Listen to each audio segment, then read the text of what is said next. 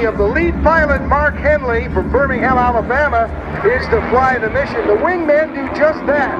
Watch his wing left and right, and the slot pilot watches the tail of Mark's airplane. Now watch as they roll the diamond.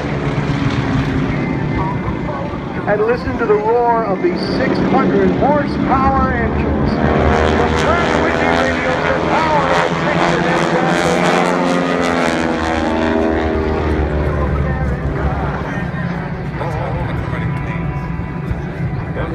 Now this time when they bring the formation back in again, they're going to climb. And as they climb, they're going to transition over the top and come down and make it look real pretty.